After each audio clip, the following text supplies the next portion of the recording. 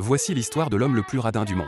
Chaque fois qu'il va au supermarché, il n'achète que des produits en promotion, sur le point d'expirer. Au moment de passer à la caisse, il sort un énorme tas de coupons, et finit par ne payer que 8 centimes. Pour économiser sur sa facture d'eau, il ferme le compteur d'eau et utilise seulement le peu d'eau restante dans le robinet. Même lorsqu'il a terminé son tube de dentifrice, il prend des baguettes pour en extraire la dernière goutte. Lorsqu'il rend hommage à ses parents décédés, il casse chaque bâton d'encens en 3 morceaux pour en tirer encore un peu plus. Après 30 ans de travail acharné et d'économie, l'homme a enfin accumulé $1 million et est sur le point de commencer sa retraite. Mais un jour, un événement inattendu survient, il s'évanouit dans un ascenseur. Après un examen médical, le médecin lui diagnostique une tumeur au cerveau. Il pense que c'est une erreur de diagnostic, alors il décide de se rendre dans un autre hôpital pour un second avis. Cependant, lorsqu'il arrive à l'hôpital, il se rend compte que le coût de l'examen est $10 plus cher que le précédent. Il retourne donc à son hôpital initial pour refaire l'examen. Le médecin découvre que la tumeur a grossi et qu'il ne lui reste plus que 10 jours à vivre. Face à cette nouvelle accablante, l'homme sombre dans un profond désespoir et s'agenouille devant la tombe de ses parents, se lamentant de sa douleur. Il retire alors tout son argent, retrouve ses meilleurs amis et ils s'installent ensemble dans le plus luxueux des hôtels.